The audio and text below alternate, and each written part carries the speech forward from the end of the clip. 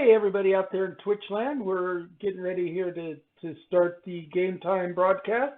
We're here every Tuesday from 8 p.m. to 10 p.m. Central Standard Time, right here out of the Ozarks, with myself, Lurch, and Angel, which are with me right now. I don't have them actually shown on the screen yet. I've got our starting soon card up right now because we're going to do the sound check real quick.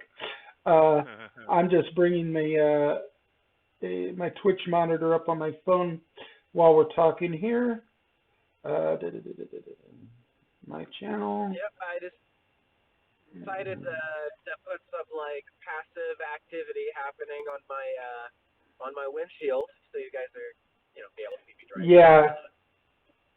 Let's see. I want the dashboard settings. Where's the dashboard settings? They changed the damn app. Oh. Well. Don't feel like being on camera today. He's got a mild headache. I've got a headache at the moment, and so having the light on and all the lights coming at me feels like a little bit much today. Yeah, but anyway, there we are. Otherwise you guys get me. Okay, yeah. Let me put the starter card back on because you don't need to see my stream dashboard. But anyway, we're going to do a sound check. Check 1 2. Check 1 2. We're going to do a sound check. Check 1 2. Check 1 2. We'll do a sound check. Check. Check. Okay, I hear everybody. Good. All right. Let's see here now. Go to here. Go to this. Switch. This one is going to the wrong one here. We want to go to.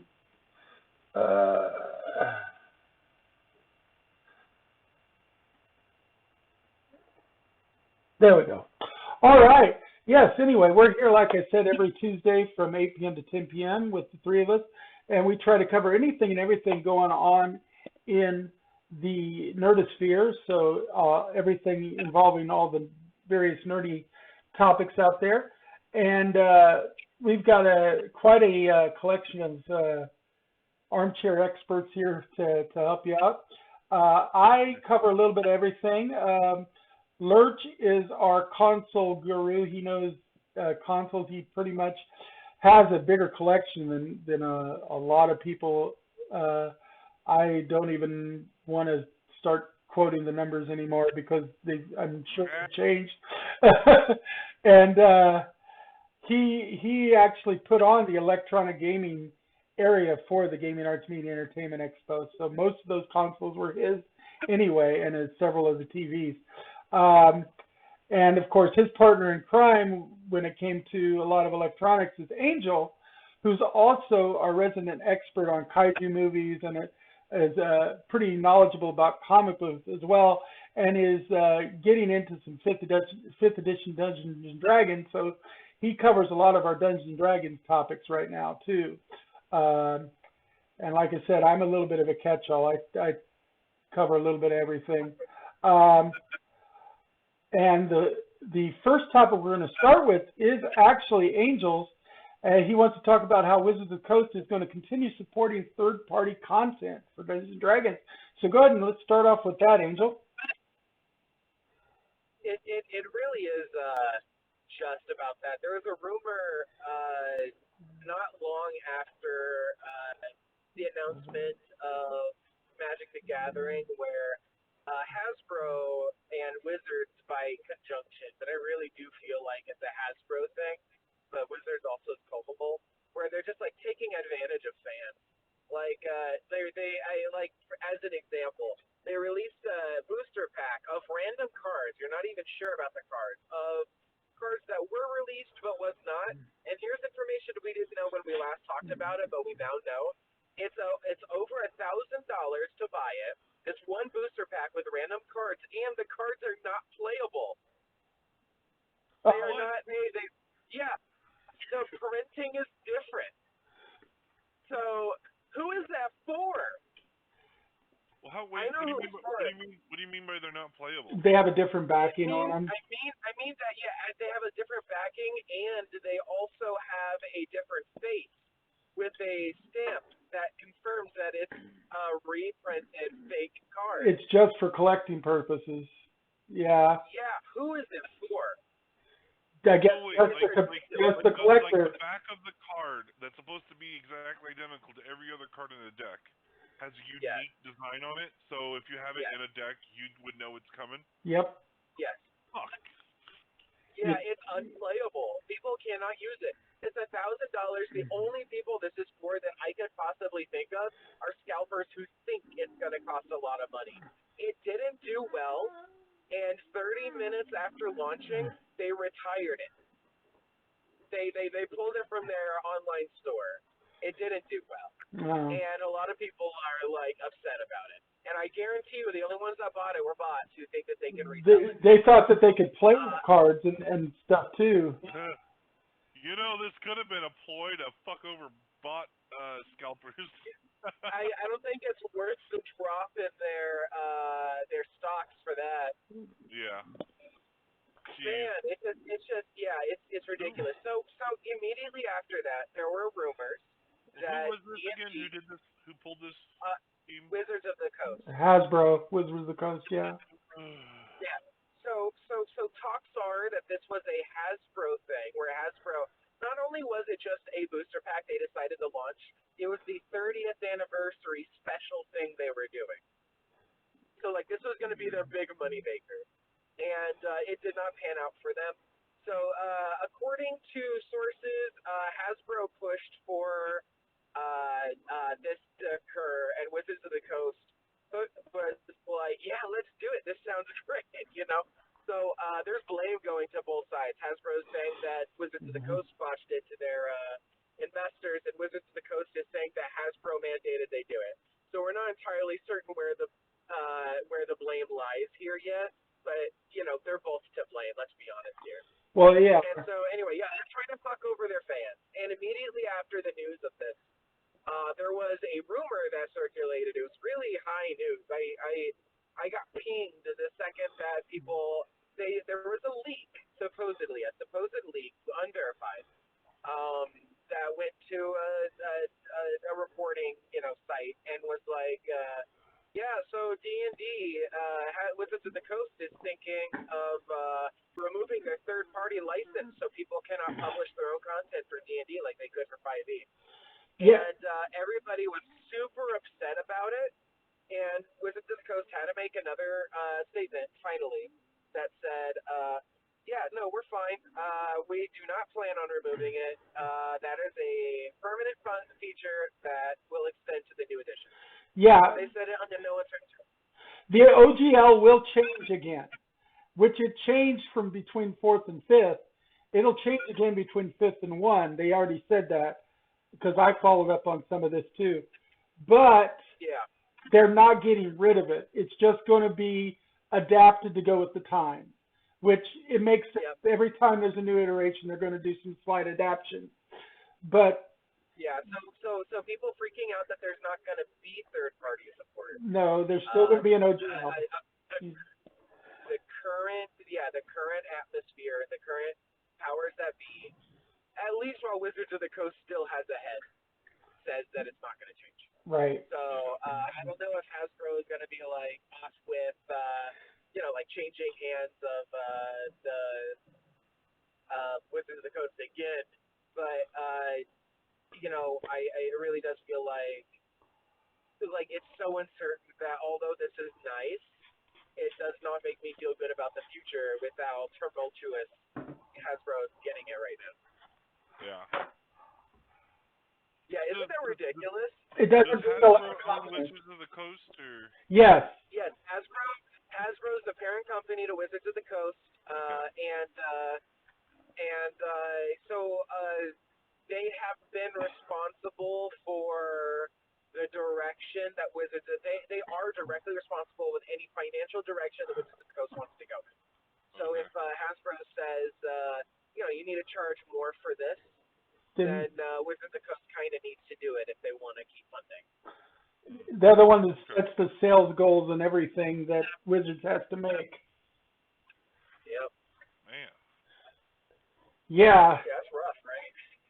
And Hasbro started off from a bad standpoint because they acquired Wizards of the Coast after Wizards of the Coast acquired Dungeons and Dragons, and then when they set the goals for the company, they set the goals for Dungeons and Dragons based on the goals they had set for Magic the Gathering. Yet they're two different beasts with very different marketing. You know, Magic the Gathering was a financial juggernaut where D&D was just a steady producer.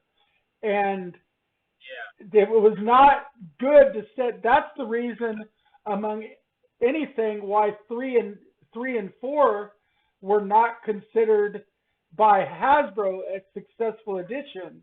Not because they didn't sell, but because they didn't sell to the level of Magic the Gathering. Because they were acquired with Wizards of the Coast, so they were expecting the same kind of performance. And that wasn't a reasonable expectation. Yeah, Hasbro really doesn't know what makes their products.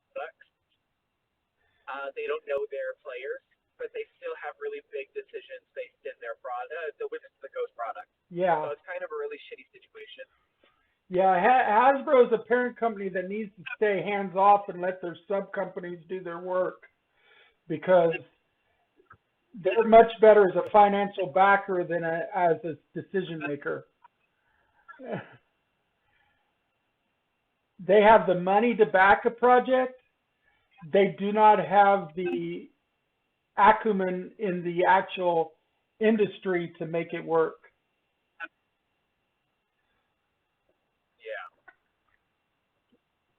At least that's my feeling on the matter, and that's been how I've felt since they bought Wizards of the Coast. Because that was the silliest thing, is that just because the both of them are under the same umbrella doesn't mean you're going to expect the same performance. Yeah. In fact, it was Hasbro that said that Wizards needed to merge or start releasing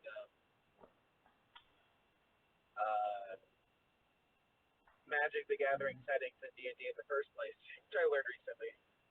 Well, I mean, that in and of itself wasn't necessarily a bad thing, is making the Wizards of the Coast, because there are a lot of people who wanted it. I am not saying that it's a bad thing. My reason for bringing it up is that Hasbro made a decision that was implemented in a Wizards of the Coast product. You know, like had Hasbro not tried to do that in order to bolster the numbers, which was a bad decision because ultimately, after the Magic the Gathering books came out, they did not do as well as Hasbro really wanted them to. Nothing seems to do as well as Hasbro wants them to. That's the problem. Well, it underperformed compared to other books. Yeah, it did. Oh, and part of that was because the Magic the Gathering settings are on a whole different power scale. Hasbro is starting to sound like the Square Enix of the tabletop. They kind of are. Community. They are. Everything that isn't directly from them, but is made by someone they own, underperforms expectations. Because they have unrealistic expectations. Yeah. Absolutely. Yeah. Not because they did poorly, but because they have unrealistic expectations. That's exactly right. That's Hasbro in a nutshell. So that is absolutely Hasbro. In a nutshell, absolutely. So yeah, but it is good for the third parties that like to develop for Dungeons and Dragons, because it's become a major cottage industry in gaming. Instead of making a whole new mechanic set yourself, is you make supplements that work in the 5th edition engine, and it'll eventually work in the 1D&D engine. You know, because this frees creators to create the details and the story stuff, and they don't have to worry as much about building the underlying mechanics. They can play off a set of mechanics that the player base is already familiar with. And well, Jeremy Crawford had already said that he did not, that he thinks that player engagement is only a good thing with D&D. So like things like the OGL is like super necessary for D&D to function. So we already know that the creative head of D&D recognizes how important it is for players to be able to make their own content for D&D, and like officially, like that just allows a thriving community. So we know. I feel like that is sure proof that if that ever changes, then Hasbro is likely the cause of that. Well, a big thing too to realize is when the OGL was first came out, which is in really seriously in Pathfinder, in third edition. Third edition is when it first came out, and it almost ended up bankrupting the subset because they were losing so much money to the OGL because it was too open. Now, yeah, that's where Pathfinder came from. And that is where Pathfinder came from, and that's where a lot of that came from because of how it was. So they did restructure it, and restructuring it from one edition to another is fine, but they do need the ability for third parties to develop and for players to develop stuff for the game. What they don't need is to completely write off their share of profits from those kind of sub-markets. Yeah. They need to make sure they get a cut. You know what I did? I bought I got a bestiary of monsters entirely based off of Aztec and Mayan cultures. Oh, nice. So I can input them in my game. It's amazing. I love it.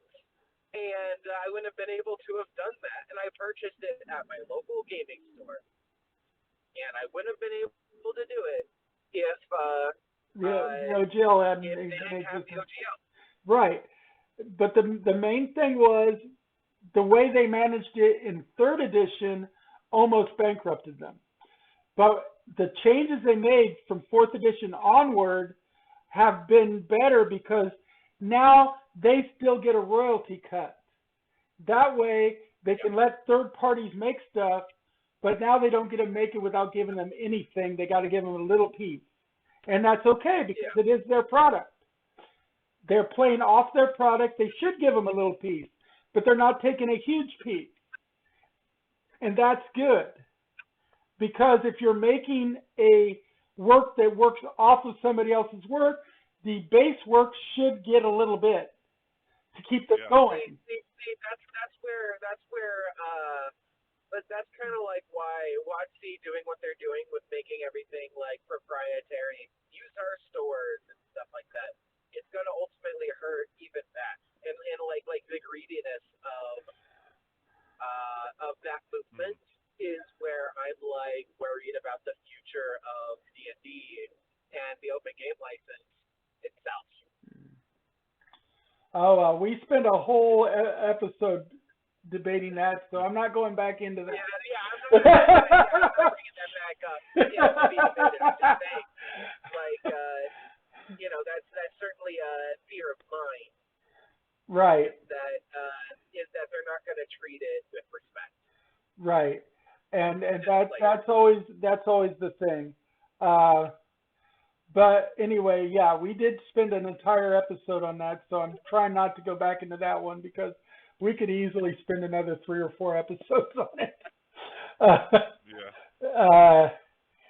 And we're still always going to end up agreeing to disagree, probably, on some of that. Anyway, that's good news from Wizards. So we're going to go on to our next thing, which is, let's see. No, not that. Well, yeah, sure, we could go into that. It kind of leads. Whoa, what is that?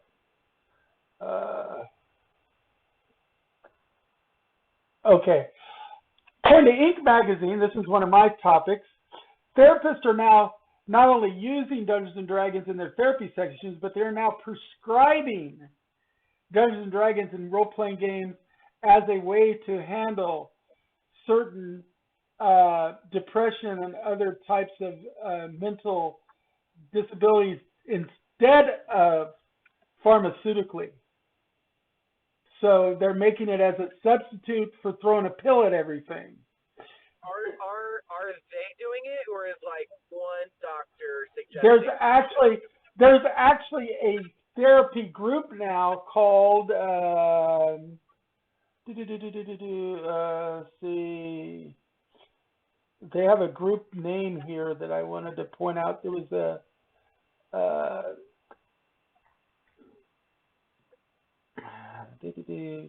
Geek Therapeutics is a group of therapists who are actually prescribing Dungeons and Dragons and similar role-playing games instead of prescribing a whole bunch of pharmaceuticals to handle a lot of people's mental issues.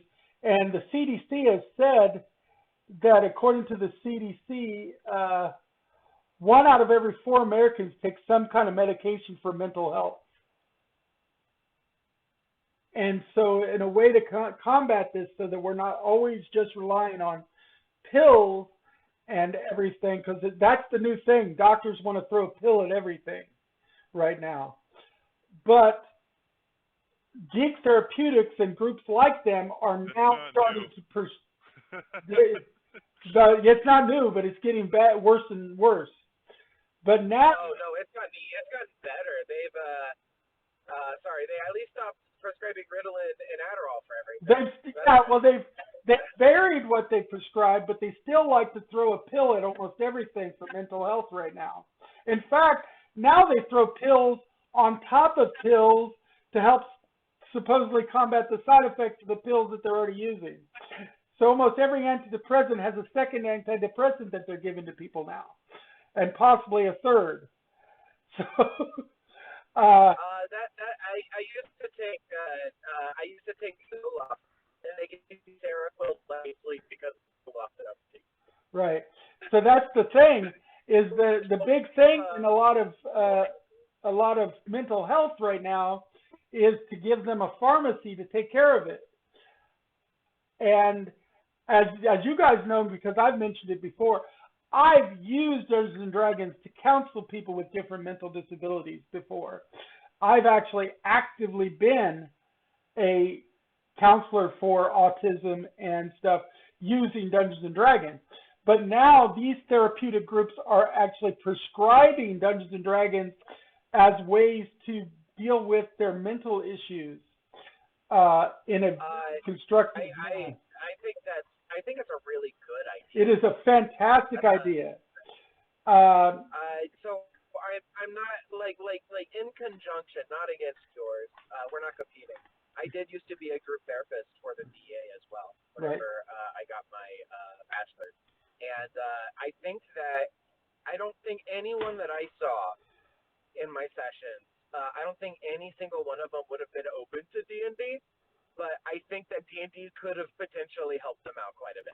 Yes, because like they were saying, when they were in college and stuff, and they were playing D&D on the side, they would take the stresses that they had throughout the day, and in their classes and in their pseudo sessions where they were doing simulated therapy work and stuff, and they would deal with it in their D&D sessions afterwards, and find out that being able to put themselves in the roles of the D&D and asking how their character would handle it and things, they're getting so much more progress themselves, and they see that would also benefit the patients that they would have to deal with. And so people like Geek Therapeutics are really embracing the advantage. So I think that that's an excellent way to manage general anxiety, stress and anxiety. Yes. But I definitely see that, and maybe even depression to a certain extent. I do think that it is a stretch to say that it could be a cure or something that can help manage, because that from the day-to-day stresses, a weekly session isn't really going to put a dent in someone who's extremely depressed. No. But for people who does have anxiety and help being able to deal with that kind of thing, D&D I think is excellent step forward for that. But I wouldn't ever tell someone to go off of your medication and play D&D. I think that is a terrible statement to make. No, but it's better than just constantly throwing another drug at it. It's a good management tool that could possibly lessen the need for. For anybody, if you're depressed or anxiety, one of the there are several things you can do to help mitigate some of the effects of it or manage it better, even with or without drugs, and that is exercise and social interaction. Yeah. And so I would say that, but if a doctor has prescribed you with, and this is a general statement to anybody watching, if a doctor did prescribe you with a pill, take that pill in the same direction that the doctor has always assigned it, because I know we can sound kind of flippant about all of the pills and stuff that we are sometimes asked to take. And if you feel like a pill isn't correct for you, then you need to have a conversation with your doctor about it. Absolutely. But the other thing is what they were comparing this to is because a lot of therapists are also prescribing things like gardening and visiting museums and artwork and things like that as ways to distract the mind and help you cope with things. And this is just another way to cope that gives people a more active involvement in their own therapy. And the fact is, when you give them something to actively do, not just take this with a glass of water or a meal, you're making them partly responsible for their own health. Being in the I am not currently a healthcare professional, right? Healthcare or otherwise. I was once a while ago. And having been in that, I know that asking someone who has never played D&D or someone who has never gardened to change their habits and behaviors is extremely difficult. It is. So oftentimes you'll see doctors saying, you need to exercise, you need to go out and do something, you need to go out and be social. And all you'll see is people taking pills because they don't have the ability, the function, or the mentality. The motivation, yeah. So it's not. It can seem like doctors are just throwing pills at you, but there's only so much a doctor can do.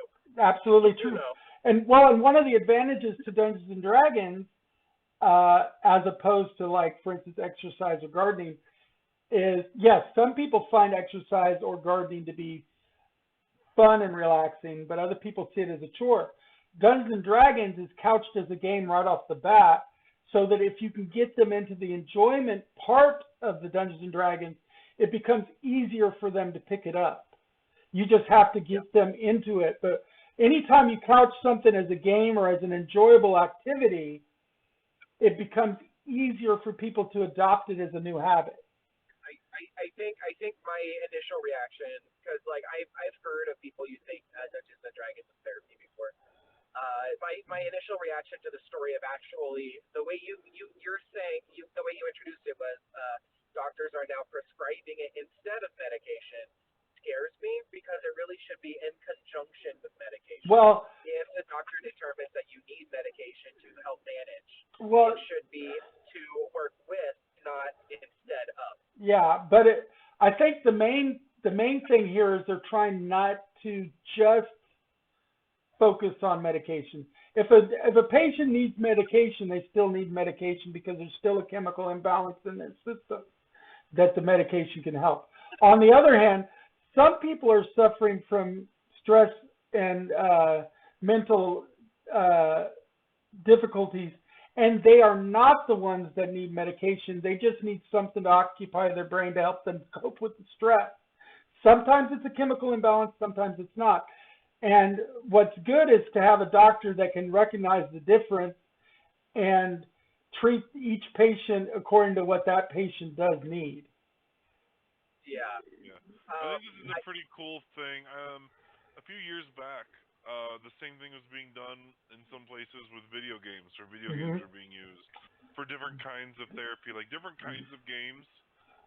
Different kinds of video games were helping different kinds of issues. You know, if they have a patient that has like a really low self-esteem and they feel like they can't do anything, they would get them to play a game that was like on an easier difficulty, but had like a lot of like little challenges for them to complete Because every and success bolsters I their remember confidence.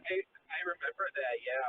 yeah, and then like every time they're and it's starting off with small successes can have a snowball effect to helping them build up to making bigger successes. Yeah, I'm not. I wasn't trying to suggest that. you're going underwater again. So yeah, I think it's really cool to whenever we're able to like think outside the box and come up with new possible solutions or ways to help people. Alternative Um, therapies, yes. I do think, and whether it's D&D or video games or whatever, I do think one of the big things that really hits our cultures that leads to a lot of depression is people feeling like there's no way they don't have a good way to have enjoyment in their life, and I think a lot that can help with that is taking time out of your week to do something you enjoy. Hmm. Um, and things like Dungeons and Dragons hit a lot of different markers of things that kind of help with the mental because you're thinking things through, you're problem solving, you're socializing, you're using your imagination, you're using all these different parts of your brain at But the same time while just having fun. And it, I think that It's kind of across the board. it's Huh? actively been helping. It's actively been helping me with my brain fog from driving too much. mhm. I've said it before. D&D has been exceptional with like helping me like sharpen my mind a bit. I do feel like I'm able to think easier. Like because like after a while of just driving and staring at a Driver road, burnout. your brain's just Yeah. Dri- Yeah. driver burnout. Trust me, I was a truck driver. I know how that goes. Uh, I am. Oh yeah. Oh yeah. And I definitely 100% like agree to the benefits. I wasn't trying to sound oh contrarian no, about no, the not at benefits all. or We get whatever. you. I was just trying to like Yeah, yeah. warning that it's not So 100% it's substitute. definitely beneficial. Yeah. And I can even see in some cases for some patients where this things like this can be used in place of medication, but no disrespect for medications for anyone that needs the medications. Yeah, because But I do think whether this is in place of or in addition to, it's just all around and every patient is a different. positive growth. It, You're breaking up really, really bad, Angel. Yeah. Yeah, you might have to wait a couple minutes to get to a Into a clear good spot. area. Yeah. Um, and that's the thing. And since I've used it for things like counseling autistics and Down syndromes and people who find social anxiety to be a major part of their daily life, partly because there's no rules or structure in daily life when it comes to social interaction. And Dungeons and Dragons and games like this put a little bit of rule and structure in front of it. And that makes it easier for them to handle, but it's couched in a game, so it's also fun. Uh, Yeah. and that combines it to make it a great therapy for those kinds of interactions. yeah. Yeah. I would like to see a world where we can manage things. Um, it really does. Anyone who's watching and wants to have that conversation with your doctor, listen to your doctor because this a lot of people go to the doctor and say this is what I'm feeling, but they really don't give a doctor more than that. And Mm-hmm. I think saying this is something that I think would help me, and then having that conversation with the doctor. If the doctor says, "Well, this is good, and you definitely should be playing D&D," and will reduce the amount of Zoloft you're taking, as an example, Right. in order to do it. But people with like some level of like minor psychosis or schizophrenia or extreme depression or consistent anxiety, things like that, it can help manage it, but will not get it like medication Yeah, can. you're not going to. So Yeah. I would, I mean, yeah. So let's be real though. I don't think most mental health issues can be cured. I don't think oh, hardly. I I don't think I any of them I are I curable. They're know just manageable. I I do not think that any of them are curable either. I'm just saying, like, the level of management that D&D could give you, like, that someone is possible, it can make it possible to give you, Yeah. is small. And so I think once a week is good because that's practically a therapy session. But even with regular therapy, they still suggest that you also take medications to help with the time in between. And it really does depend on what your issues are, and everybody is unique. And like we said, So some I people, wouldn't. it's not as much about a chemical imbalance. And let's face it, medication mainly works when it's in a chemical imbalance. But when it's not a chemical imbalance, when it's just you putting too much stress into your life. Agree. General anxiety should not be treated with medications. It should be treated with therapy.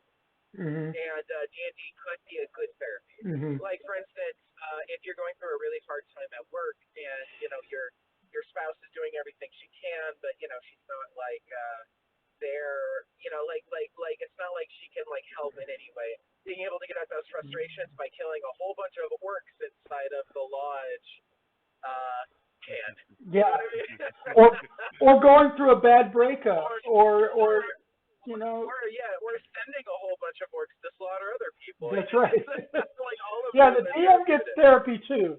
The DM gets therapy too. Trust me on that. But yeah, so I thought though that having something like the Direct and Ink magazine pointing this kind of stuff out though was really a good thing. And unlike society now has the like trophies for everyone kind of thing, that doesn't give you the small reward endorphin that you actually get from earning it, like from the small victories in a video game, for instance.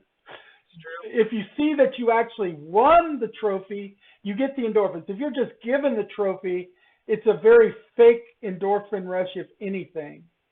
And this is much more productive. And Lurch, we used to, as an example, a good example of that. Lurch, we used to be on the phone for like hours talking about your D&D character or just D&D in general. And it was like without even playing the game, and that was like a fun thing. It was very therapeutic for me to be able to like figure out small problems and we talk through solutions. Like what about rule loop? Like stuff like that. Like that was therapeutic and something I really enjoyed us doing. Not only that, but you get an understanding of psyche when you try to build a different psyche than your own from scratch. When you're trying to build another persona, it can help you understand personas in general. And it helps you understand your thought processes, but it also helps you understand the thought processes of the other people you come in contact with throughout life, which can alleviate some of the stress you deal with dealing with them on a regular basis in other contexts. It's easy to walk a mile in somebody else's shoes if you've had to develop those shoes. I think therapy is king, and I don't think D&D could ever like replace one-on-one therapy, but I think it's pretty close. It's a good version of group therapy, though. And other than the cost of a book and some dice, it doesn't cost anything like therapy does either. Yeah. So, oftentimes you get together with a bunch of friends. Yeah, you don't have to pay that therapist cost nearly as much. But not everybody has access to a non. I would like to think that our group session that we have currently is not toxic. I've seen enough D&D horror stories to see a lot of toxic groups out there. There are toxic groups, yes. So it's not always therapeutic either, and that's something you need to look at. Yeah, that's you do have to look for as a group that is not toxic. There's a quote I heard which was, there are more good players than there are good DMs. Well, yeah, because there's more players than DMs, so yeah, that makes sense. Right. But I mean like per capita, right? Oh yeah. If you were to take 6 players, like in general, a DM, it's a toss of the dice whether or not the DM is good or not. Right, and you have to vote with your cheeks and seats. You need to support the good DMs and get the bad DMs to improve or back off because Yeah. uh, if a DM is not fostering a non-toxic environment, the environment is going to be toxic because of the DM. The DM sets the stage. They are the ones that Well, yeah, yeah. have to keep If it there's toxic if or there's not. toxic behavior from the players, and this is just good DM advice. If there's toxic players, and even if they are friends, if they're creating a toxic environment for the other players, kicking them might just be the better option because Mm, you'll lose those other good players by not yeah. kicking them later anyway. Yes, you need to improve the players at your table or get rid of the toxic elements. That's basically I mean, that one. is ultimately the DM's job. Yep. Your job is to make sure that that game environment stays fun. And the minute it's not fun and becomes more toxic than everyday life, then you need to stop it because you're not helping, you're hurting. Uh, Yeah. anyway, we're going to move on from this topic now, but I thought that that was a good one to bring up because I saw that on Ink Magazine. I was like, oh my God, yes, definitely need to cover Yeah. it. Uh, next, we're going to actually talk about Jason David Frank is our big one, and we all have stuff to say on this one, but Yeah. Lurch is the one that's brought this one forward, so I'll let you get I started. I think I'll start with continuing the mental health conversation just a little bit longer. Hmm. Um, According to reports, the the reason we lost Jason David Frank while we were off last week was mental health. Reportedly, he committed suicide, and and there's stories about it being involving because of mental health and him and his wife fighting. It looks like they were getting a divorce. Yeah, they've been in Um, process of divorce. and I don't want to talk about the negatives too much, but I just because of the nature of how he passed, and especially with us just talking about mental health. Um, Regardless of anything else you have going on, if you're thinking about suicide, please get a hold of a professional for some help with it. Talk to It's a somebody. serious. Yeah. Um, but yeah, it's Jason David Frank. So as a kid, for a very long time as a kid, Power Rangers was my number one favorite TV show for at least 7 years. Um, I religiously watched the first 7 seasons, every single episode as a kid. And then by the 8th season is when I started to taper off. Um, and in that time, Tommy Oliver, which was the character that Jason David Frank played, was my favorite of the Power Rangers. He was the most popular one. He was the Green Ranger, and He's then he became White Ranger, and then he transitioned to a Red Ranger. And eventually, in episodes I haven't watched because they happened in like season 28 or something, he became like a new Black Ranger of some sort. but he's arguably the most popular Power Ranger of all Yeah, time. he's the most popular Power Ranger.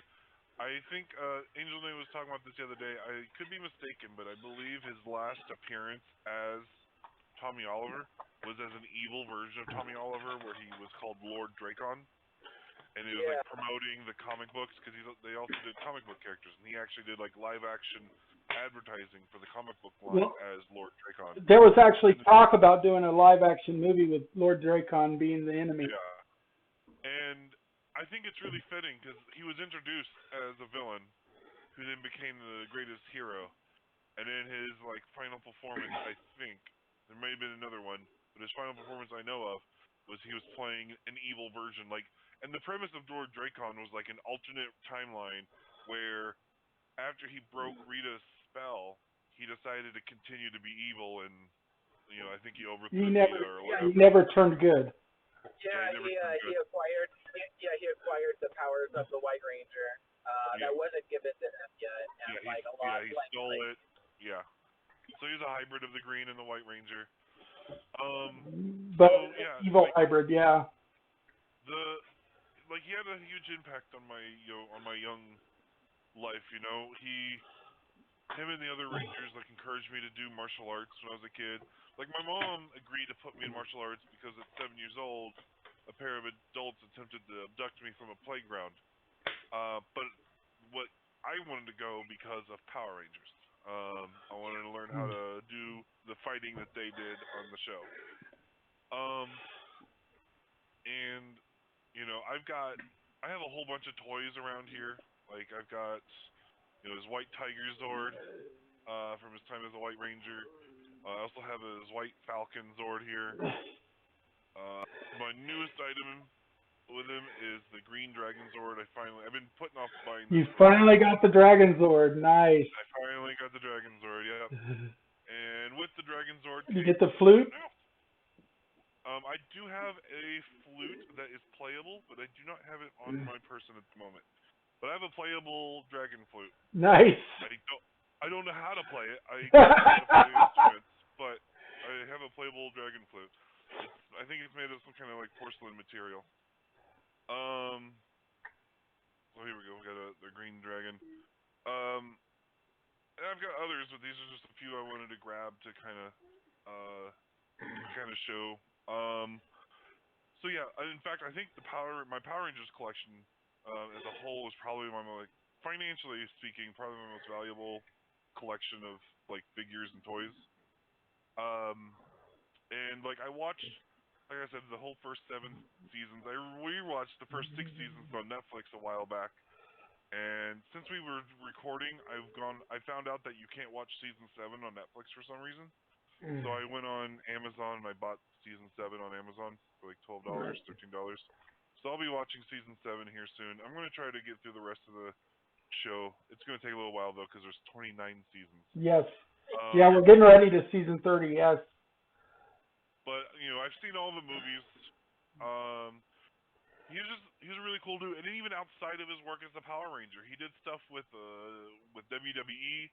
In fact, he's friends with some of the wrestlers, so a pair of the wrestlers came out, I think it was last night, dressed in these new uniforms that were designed after his Power Ranger characters, his Power Ranger suits, the Green Ranger and the White Ranger suits. He's, of course, he's got his very, very popular dojo in Southern California. Yeah, he's got a dojo. He has a world record. I think it still stands. I watched the footage of them setting a world record for, how you get the board breaking in karate or in any martial arts, really. Right. He set the world record for the most number of board breaks done while free falling after jumping out of an airplane. Wow. Which is very specific. Yeah. This is such a Tommy Oliver thing to do, isn't it? Yes. In the original 1995 movie, his character jumps out of an airplane with a surfboard and is skydiving with a surfboard and lands on a target thing. He's skydboarding and doing cool shit. Yeah. And then in real life, he's pulling this craziness as well. And for that, I saw they had a whole crew that had to jump out with him, with cameras, and then guys that are part of his martial arts crew that are holding out the boards, and then they fly up to him and and then they slide. Another one comes up and he turns and does the same thing and keeps just breaking them. And considering what they're doing, there's nothing backing those people in the air, which means the precision of the kicks and punches have to be that much more in the air because there's no resistance. Yeah. The board could just go flying back. Well, the person holding it's one person per board. Right. If I remember right, it's there was 4 or 5 guys that were coming down that were holding boards, but it was they were holding one board at a time, and they'd kind of come up to him so then he can hit it, and then they pull, and then they kind of pull back while another one comes up, and then that one reaches into their bag or whatever and pulls out another board and gets ready for it. But that way they can keep going, not have any slowdown. But my point is, there's nothing for these aerialists to brace themselves on. Yeah. So his precision has to be that much more because of it. So that's one heck of a feat. Jason David Frank was a major icon in childhood television because of being Tommy Oliver. I'm a lot of people wouldn't realize this because even Angel thought you were a bigger fan than I was just because, among other things, I'm older. But I am still up to date with the Power Rangers. I still watch the new ones. And no Ranger has ever made as much impact as Tommy Oliver. Um, he he started the whole theme of having a special ranger every season because they start with the base team and then a special ranger comes in, and Yeah. the Green was the first special ranger. Well, I mean, when it comes to the premise of having a special ranger, an extra ranger, that started with the Super Sentai in the 70s. Right. But he filled that role of the special ranger In extremely the well. American version, yeah. So yeah, in the American version, it was something that was neat was he was only supposed to be a temporary character. He was only supposed to last a portion of a season, like only a handful, Yeah. only so many episodes. And after he lost his green powers, because he started off as an evil Green Ranger, and then after they broke the spell and he was a hero, and then he was a hero and the Sixth Ranger with him for a while, and then because of Rita being the original source of his Green Dragon coin, she had a way to steal his powers using this green candle. And so And his powers were so she corrupted, managed basically. she managed to zap his power from him, which is something she couldn't do to the other Rangers. And then that was supposed to be it. And he got to do a couple of cool things post losing his powers. He got to have this really kick-ass fight where he, without powers, managed to hold off Goldar. Right. But then that was supposed to be it. His character wasn't supposed to come back. And there was going to be a White Ranger, but they were going to cast a new actor to be the White Ranger. But there were so many fans writing in letters wanting Tommy back, plus the other stars of the show didn't like the idea of a new Sixth Ranger coming in. And so they decided to ask Jason David Frank to come back. It's to especially the White Ranger. the original Zach, Billy, and Kimberly, especially wanted Jason David Frank as Tommy Oliver back, and there was like a movement, and then and the way they played it off in that season was great because when they did the reveal that he was the White Tiger Ranger, it was like it was phenomenal because it was basically a gift to the fans. Yeah. It was. So can I interject and ask? Go ahead. Of the 6 Power Rangers, who's still alive? Of the 6 Power Rangers? Well, like the original 6 from Trini is dead. The first the season? Mighty Morphin Power Rangers. I think just Trini and Jason David Frank are the only 2 that are dead. Yeah. All the others are alive. Yeah, only 2 of the original 6 have passed away, and the Yellow Ranger, the character who played Trini, who I believe her name was Moi Trang, something like that. Yeah. She perished in a car wreck like 20 something years ago. Yeah. I knew of the 2 of them. I was thinking either the Blue Ranger left because he was bullied for being gay, or okay. Billy I wasn't sure if he Ghost, committed suicide because of it or if he left because of the gay thing. He simply quit. In And fact, he returned to the show briefly later. Well, and he's the one working on another Power Rangers project now. He's working on a passion project. Yost, that played Billy. Yeah. David Yost. David Yost.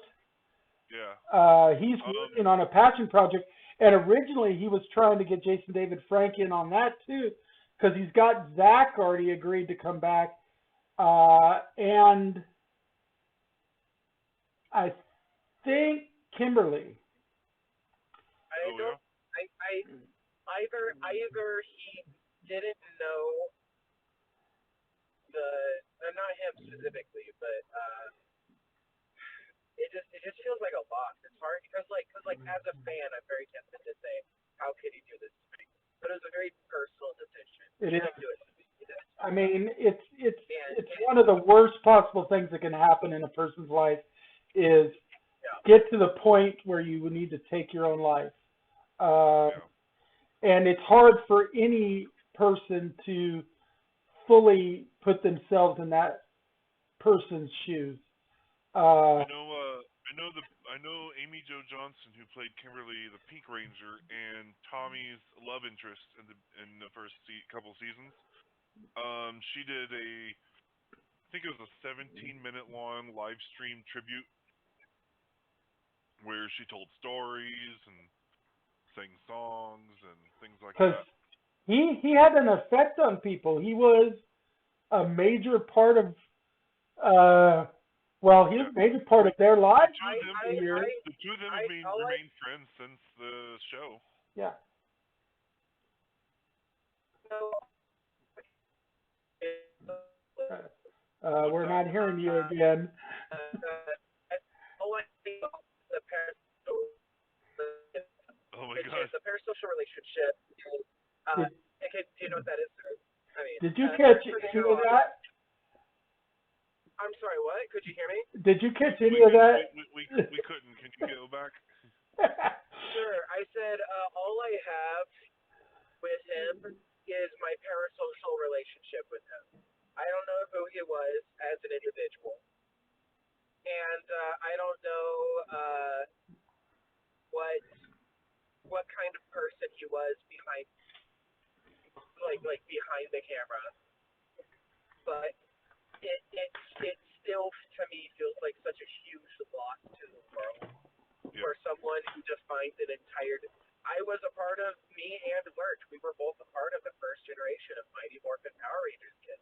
We both lived and died for it as children. You know, Yeah. I threw a fit whenever I wasn't. I didn't have the television series. I didn't have the television channel to go watch it. So I would always watch it air at daycare, and I would throw a fit if there was a day that it aired and I wasn't able to go to daycare that day. Like Right. it meant a lot to me. And I wasn't a child when I started watching Power Rangers. I was older, but I was one of those adult nerds that just really loved the Power Rangers. I mean, it was cheesy costumes, poorly really designed Zords and everything, but it was still great. Can I say a story? Here's a story about a Christmas on kindergarten.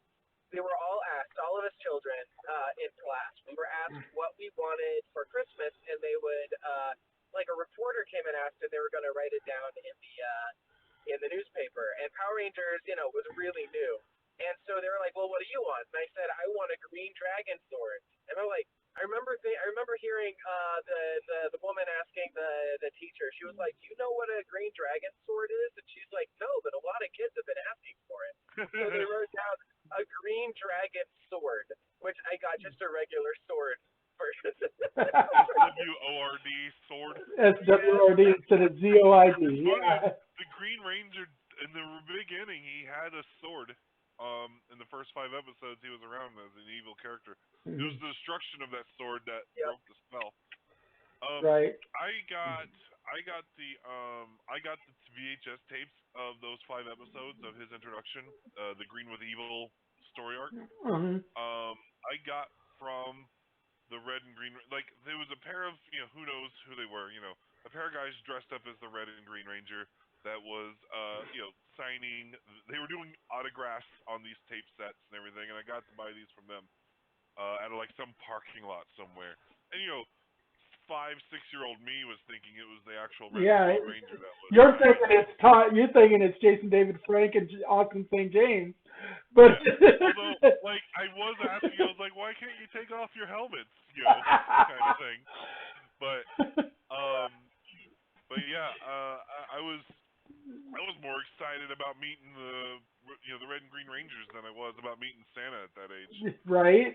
Oh yeah. And so I did get to meet Rita Repulsa at one of the cons that I did for game. One of the ones I did the cross promotions for, Rita was the American Rita was the guest of honor at the con, and so it was great. I got this for my birthday. I got this gauntlet, right? A Power Ranger gauntlet. It was the White Ranger. Nice. And you press on the thing, and it would make like a pow sound, right? Like on your middle finger, there's like a little button. Whenever you press it, really fucking cool, dude. I wore that thing almost every day until it broke. Like that thing was like my favorite, dude. Ah, man, I just, it was my favorite as he was like many people's favorite Rangers. Well, It's just I think Yeah. like the white. So the Green Ranger wasn't my favorite Ranger. it The was. White Ranger was, and like whenever he turned good, I was like, what? And my little single-digit brain broke that someone evil could become good, and it was just like, whoa! The total Like redemption arc. Yeah. You were introduced to the redemption arc with him. My favorite Ranger turned from the Black Ranger because he used to be the Black Ranger. And it went from the Black Ranger to the White Ranger. So it went from Zach to Tommy, huh? Yeah. Oh man, I loved the Mastodon, dude. Well, When I was a Zach kid, was that awesome. Mastodon was I get you. With his, Your favorite, you changed which character was your favorite. I get you. I Yeah. thought you were trying to say that the one that was the Black Ranger turned into the White Ranger. no. I've never had a chance to meet any of the actors that played as any of the Power Rangers. Although I will in the spring, Johnny Young Bosch, who played as Adam, the second Black Power Ranger from Mighty Morphin, will be coming to Springfield. wow. And so I'll get to meet him there. Hopefully, I am. actually I am. get through to meet him. I am very lucky. I came across. I think I bought it for like $125. A pop figure of Dracon with JDF signature. Oh wow. Oh, nice. So, yeah, that's the only thing I have even concerning him, unfortunately. So, I do have quite a few friends who got to meet him, and all of them say he was incredibly nice. Among the nicest celebrities they've gotten the chance to meet. I know he was really big. Like, he's been a big part of Power Rangers for 28, 29 years. He's coming back and supporting the fans. He's to had fans. more return guest spots than anybody. He's been involved with the directing and producing of it. He's done some of the stunt coordinating through the years. Yeah. He's done a lot of it. So I think, and then what's also cool is that, he did MMA fighting. He did actual, like, professional fighting.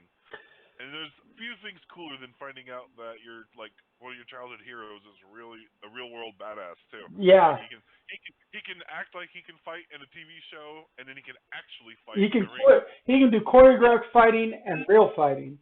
Yes. Yeah. Because he's a grand master of a couple of different forms of karate. Yeah. Anyway, I think it's safe to say we're dedicating this episode to Jason David Frank as probably one of our childhood heroes, one of our inspirations for nerddom. He was just a force in our lives, and so it's fair to say that we could dedicate this episode to him. And in how they like to say, in loving memory of. It's so funny that as soon as you said we'll dedicate it, me and Lurch both got a drink at the same time.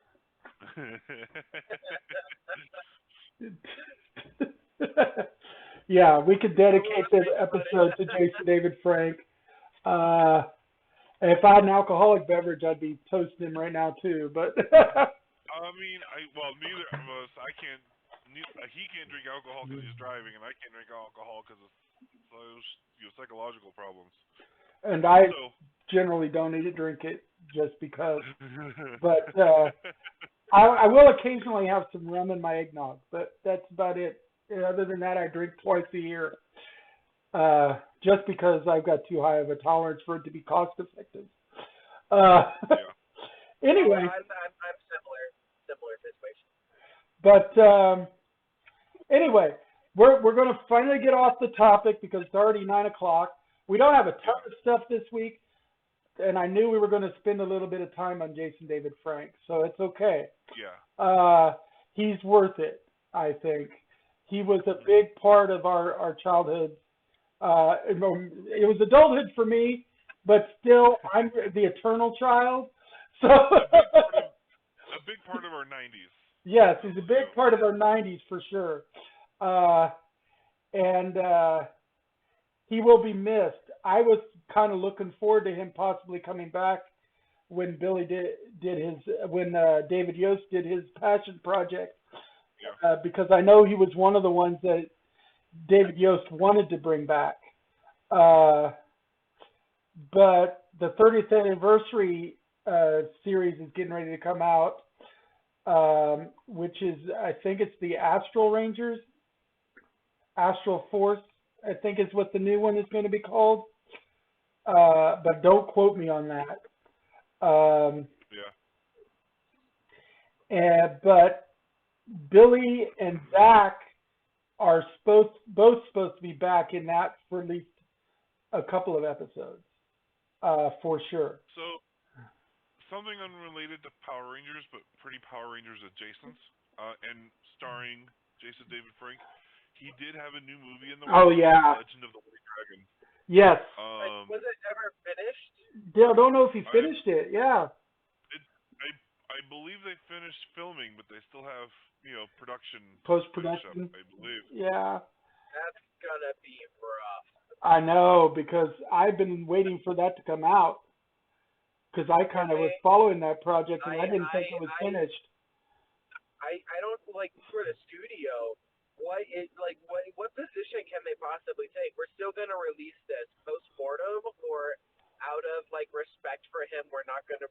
I don't know what they can do. I think they need to release it. I mean, Jason David Frank worked hard on a the lot of movie. companies will release those kind of things, but they will use some extra if they have to do any kind of reshoots.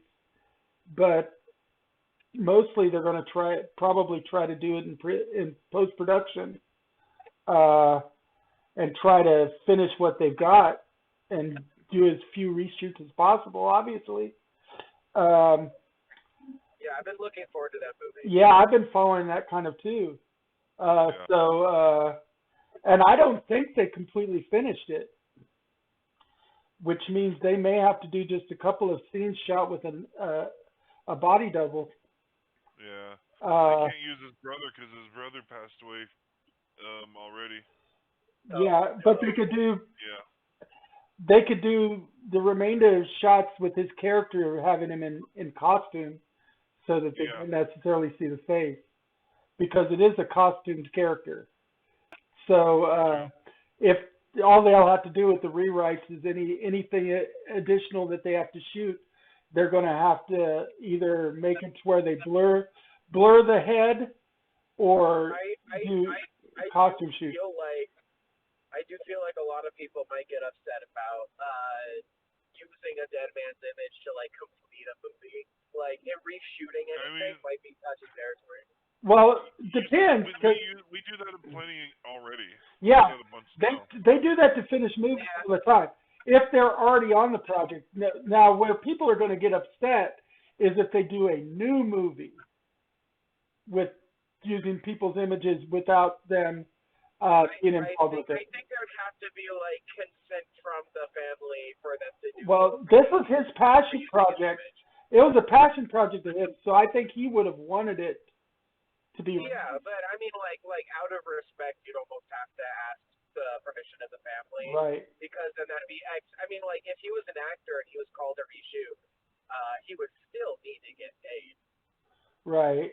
That would have to be something that they would get. So I would think that since he is the star of the movie and he filmed and sunk some of his own money into it. Yeah, I'm sure that if anything, even posthumously, they're able to, without any legal complications, I do not know. It might even be in his. I remember the fallout from using when the actress of Leia died. I remember there was some moral outrage as well as legal hurdles they had to go around. But for one thing, Jason David Frank committed suicide, supposedly. Which means it's quite possible that he could have in his final wishes written down how he wanted it handled. I mean, regardless I don't know of what, if you would have regardless of what fans, some people might complain. I mean, people complain about anything. You know that. Yeah. Yes. Well, that would. I mean, fan outrage does change things. It does. Yeah, So it's fan like, outrage didn't stop them from using Leia in Star Wars. It didn't stop them from using General Tarkin in Star Wars. It didn't stop them from using Paul Walker's images in Fast and the Furious. It didn't stop them but from those are using also Philip large. Seymour Hoffman in the Hunger Games. It didn't stop I mean, Chewbacca. Really large studios. This isn't a large studio making this movie. But this was his passion project. He put some of his own money behind it, so you kind of would think he would want it to be released. I'm not making a statement about whether or not anything legal is going to happen, or even if they have to do reshoots. I'm just saying there might be an issue if this small studio gets railroaded because fans are pissed that they decided to like AI generate his. Even if that's something within their budget. I honestly think that 10 times more fans would be mad about it not being finished than there would be of fans being mad about it being finished. Yeah. There's a lot of fans that want to see it. I think it might be even if they're very vocal, it'd be a very small, minuscule minority that would be crying about the movie getting finished. I would fucking love for this movie to be finished. It looks cool as shit. Well, consider the fact, like I said, he was one of the financial backers, which means his estate is the one that's going to get any revenue from the movie too, at least some of it. So. I mean, I don't know how much of it he is gonna be getting from it, but if that is the case, I honestly don't think there's gonna be any reshoots. Personally, my personal opinion, they may have been done enough, or there might only need to do reshoots that don't include his character or his face. As long as they don't include his character or his face. So, according to Jason David Frank, quite some time ago, production was completed. Okay, good. All right. Good. Yeah, that's not even a question we need to worry about then. Because I was just like, what if they're not done? Yeah. Okay. Anyway, we are going to move on now, but it was a big important part of our episode this week, I thought. So I'm glad that we spent a little bit of time on this one. Yeah. Because he is important, I think. And in loving memory of Jason David Frank, we honor you forever, the Power Ranger. Yeah. Once a Ranger, always a Ranger. Okay, moving on. Just got a couple of things. Let's see. Okay, Freddy Krueger finally returning in a long-awaited Elm Street sequel. As a lot of people know, they had a reboot back in 2010, I think it was. Fuck the reboot. But fuck the reboot, right? However, this is a fan-created sequel to Wes Craven's New Nightmare, the one where it was the actor, and it's supposed to feature the kid that played Nancy's son as himself 25 years later in Hollywood with a Krueger spirit back. So, and it's fan created by a horror blogger, and it's being created. Now, it's not Robert Englund as Freddy, which that is a little disappointing, but a lot of people have said basically that the 2010 movie doesn't count. It's not a Krueger movie, no matter what.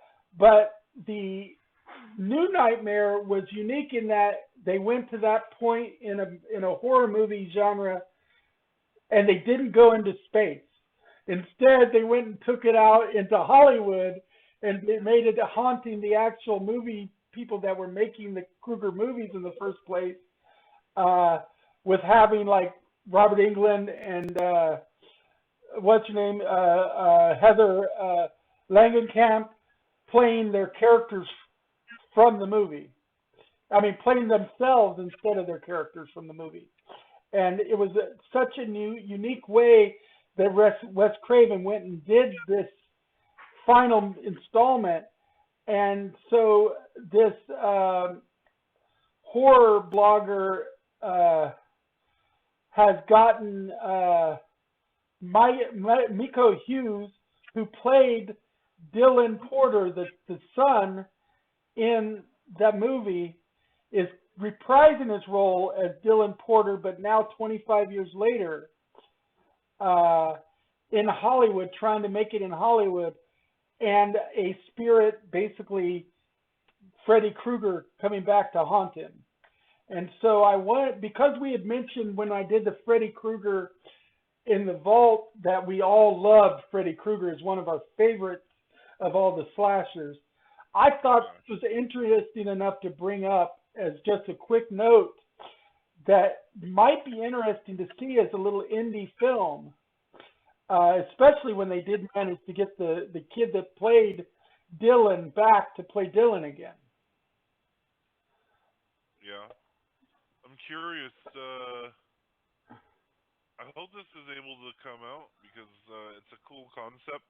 A sequel to New Nightmare, because New Nightmare was a very separated Freddy movie that still fits like with the theme of the character. It was still a solid movie, even it's just so solid. Yeah, franchise it was. It was a great movie. Yeah. So a sequel to that sounds really cool. I hope that they do a good job at it and they're allowed to. I hope they're able to.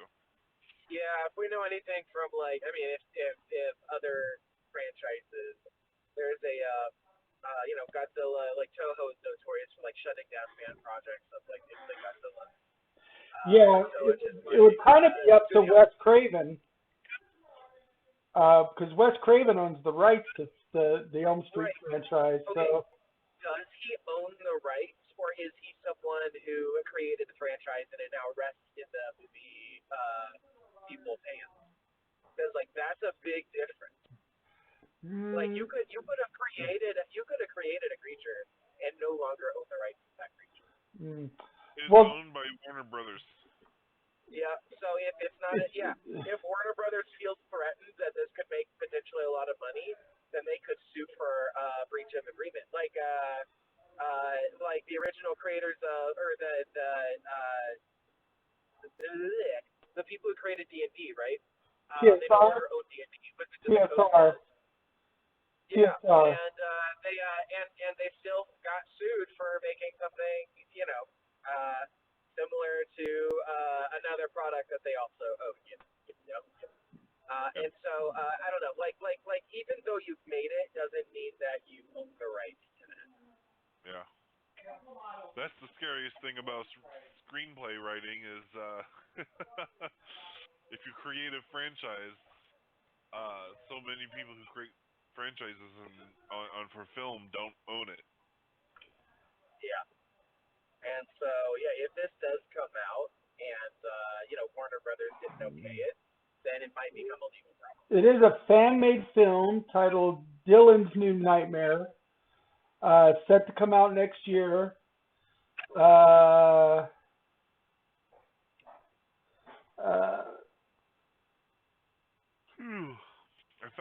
see the official trailer. I'll have to watch it later. It's directed by Cecil Laird of the Horror Show YouTube channel.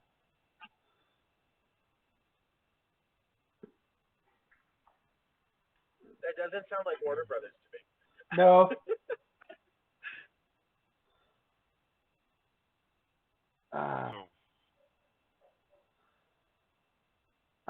Pretty cool though. Pretty cool. I hope Warner Brothers leaves it alone and it's able to come out and we can watch it. They recently wrapped production. It is an unofficial sequel, but having Miko Hughes reprise his role makes it feel canon. There's a Godzilla movie called Godzilla Resurrection, which turned into just Resurrection after a cease and desist removed the name Godzilla. But after they saw the amount of effort that went into the making of the movie, Toho was still really worried that people would confuse it for being up their up their studio, and so they shut it down. So even though production completely finished and they already filmed it, they were only ever legally allowed to show it to the Patreon, the patrons who paid for it, and then that's it. There's a Godzilla movie, a fan-made Godzilla movie that I happen to own a copy of. Yeah. The guy wasn't able to sell any copies of it at all. He wasn't allowed to make any money from it in any way. But he would take it to conventions and show it to people at conventions. And then if you wanted a copy, you could come over and get a free copy of it. Like, he couldn't sell it to you, but he could give you a free copy. And that's how I ended up with that movie. Mm. It would be interesting if this makes it. That might, yeah. I'm hoping it does. Because basically, until it's available to the public, it's not out yet. Yeah. It can be stopped at any moment. But it's set to come out next year. No, yeah. So my fingers and toes are crossed because I think it would be an interesting revisit. Cross those bladed fingers. Yeah, those bladed fingers, yes. And the bladed toes. That's right. Okay, let's see. Didn't you? Oh, and you had one other thing to talk about, but we did not have an article to go with it involving Dragonlance Angels. So let's go ahead and do that next. Yeah, it's a relatively small topic, hopefully. It's just Dragonlance, if you pre-ordered it, is now available to you on D&D Beyond in PDF form for you to access. And I just want to say, the Moon Sorcerer looks amazing. Like, it gives you practically 15 free spells. And each feature is a spell. And each feature is a spell. And as a bonus action and one sorcerer point, you can change the phase of the moon that represents you in that moment, even during combat. At any point, you can just switch your phase of the moon. It is a beast of a class. It is a beast of a class. It does seem like a utility class, but you can but it's got some aspects where if you that the features itself, depending on so each phase of the moon, and there's 3 of them, will boost up the power of like 2 different schools of magic. Well, because 6 schools of magic. Because in the Dragonlance, it wasn't 3 phases, and then there were 3 separate moons. Yeah, I mean, 3 moons. It's just 3 moons. I keep saying phases, just for 3 moons. Right. And so, you're able to choose the power from them, and they bolster up to like 6 of the different schools of magic. It's a beast. It is a beast. Sounds almost easy. It seems like it allows for a huge apparently it also turns you into one of the best investigators in the game. So there's a huge utility outside of battle and a huge boost of combat inside of the battle. Yeah, so the touch on the overpowered scale. I don't believe it'll ever overpower the psionic sorcerer as like the top offensive sorcerer, but in terms of an everything sorcerer, this seems to be your guy. For versatility, it sounds like this one's got some legs. Oh yeah. It's probably one of the most. Reduce the cost of meta magic on spells associated with their current phase by 1 point, down to a minimum of 0. Yeah. Oh, jeez. It's wild, isn't it? What? Oh my! I'm gonna have to look up that one. Yeah, there's a lot. Every single feature feels like another spell on top of the 15 you already get. Wow, that sounds like quite a thing. And I happen to love Kryn. Dragonlance, Weiss and Hickman's world is one of my favorite settings. I always loved Kryn. Of course, I'm buying it. I'm taking the opportunity to buy it on D&D Beyond since this is the first book.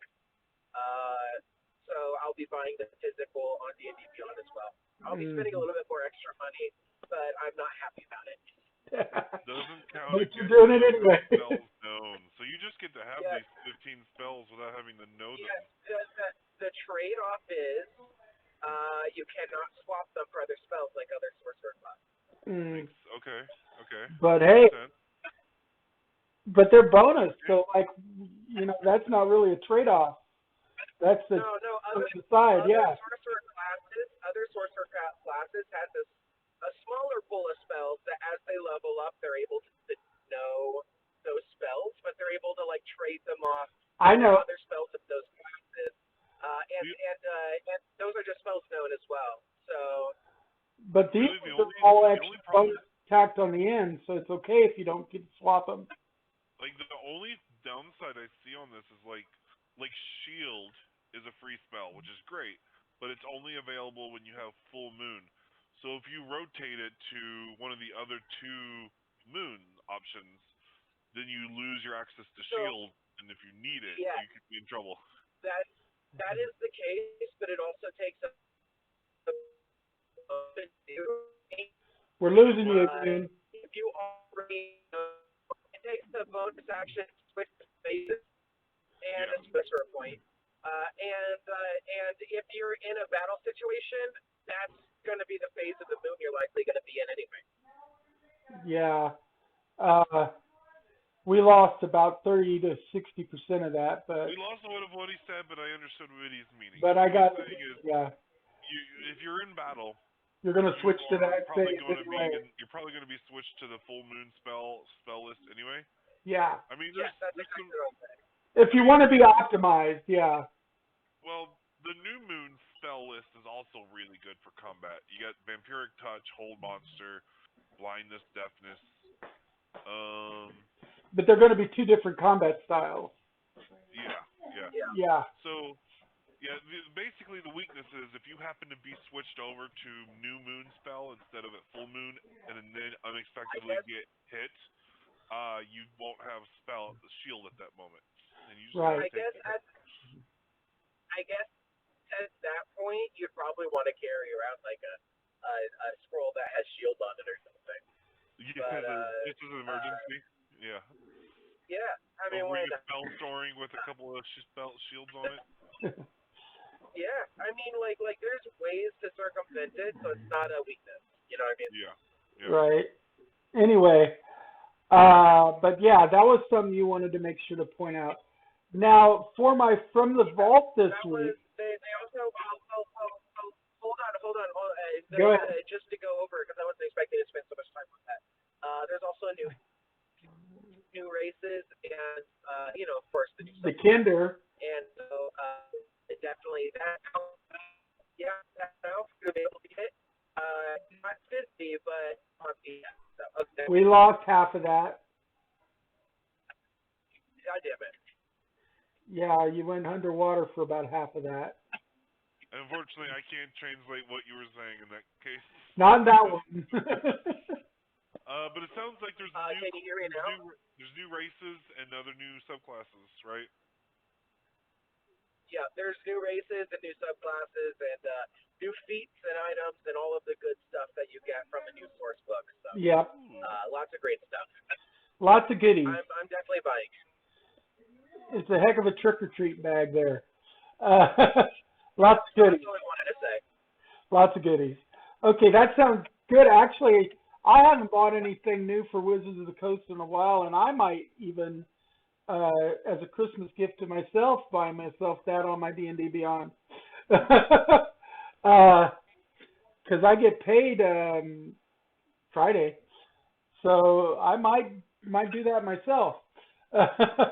And that'll be a gift for my whole family because both me and Allison and Patrick all play D&D, and they all use my D&D Beyond account. So, yeah. Okay. For my From the Vault this week, I was basically watched Scrooge because we're getting into the holiday season. And it's a classic Bill Murray adaptation of A Christmas Carol, the Dickens story, where Bill Murray plays a modern day Scrooge who is a TV executive who has got he's unfeeling and his Bob Cratchit character is played by Bobcat Goldthwait. And, yes, Bobcat. My girlfriend's yelling in the background, Bobcat. And he fires him because he disagrees with his idea on advertising. They totally commercialized Christmas and everything. They start off with like a preview of a Christmas like shootout with Lee Majors protecting Santa and Mrs. Claus from these invaders, and then they talk about a version of the Leave It to Beaver show, but it's called Ward Wants the Beaver, or Ward Searching for the Beaver, or something. It's very dirty sounding. Things of those natures are coming in, and he's this ad exec, but he's supposed to be Scrooge, and so he gets visited by the ghosts of Christmas past, present, and future in classic Dickens way of doing it, but with the Bill Murray type of comedy, which you get used to, very, very much in the same bent as Groundhog's Day and things like that. Bill Murray is just so good at playing these kind of asshole characters that get redeemed, because he does the same kind of thing in Groundhog's Day. And I wanted to compare it, actually. Now, neither of you two got to see Spirited, but it is the new movie, and I believe it's on Apple TV, so not everybody's going to get to see it, because I know neither of you guys have Apple. But it's Ryan Reynolds and Will Ferrell, and we're a mixed bag about that, because I dislike Will Ferrell in main roles, and Angels dislikes Will Ferrell, period, and Lurch likes Will Ferrell. But wildly different. But we all like Ryan Reynolds. Yeah. And Ryan Reynolds, as of course, carries me. In this one, it's modern times again. I dare say I might like Will Ferrell almost as much as I like Ryan Reynolds. Not quite. Oh my God. Because of his superhero stuff with like Daredevil. I think if it wasn't for his superhero stuff, I might like Will Ferrell more. But because Oh my of his superhero God. stuff, I like Ryan Reynolds more. I couldn't even contemplate that. You may be dead to me. To me, I find him funnier as a whole. I think you might be dead to me. No. I invert myself with how much I disagree with that. And I can't stand him as anything except a supporting role. If he can be a minor supporting role, I can handle him. So, I'll just throw this in real quick. I saw Ryan Reynolds in an interview talking about working on this movie. And he really gave Will Ferrell a lot of praise in this interview, talking about how it was kind of difficult working with Will Ferrell because a lot of off-the-cuff jokes that Ryan Reynolds gets to make are actually Will Ferrell jokes and he found himself accidentally quoting Will Ferrell to himself from like older movies. Yeah. And he's like, oh fuck, I'm quoting Elfette, the guy who played Elf. Yeah. Oh, there's actually a scene in the movie where Will Ferrell makes fun of another person for dressing up as an adult elf, which I think is hilarious because he was Elf. But in this one, it's kind of neat because Will Ferrell is the Ghost of Christmas Present, and Ryan Reynolds is a PR man that helps helps groups sell stuff. Hey, Geekatard. It's on your movie list. You got to have Apple TV to watch it, though. Anyway, he comes in and does like these self-help seminars for these companies to help them market their product, basically. And it starts off with him talking to the people that is selling live Christmas trees, trying to teach them how to beat the fake Christmas tree people in sales by selling that it's more about if you use a fake tree, you hate Christmas. Geekatard likes your haircut, by the way, Lurch. Thanks, Geekatard. Anyway, it turns out, and I'm going to spoil a little bit here, but do spoilers, so if you don't want to hear the spoiler, don't listen past this point. But Will Ferrell turns out to be the original Scrooge.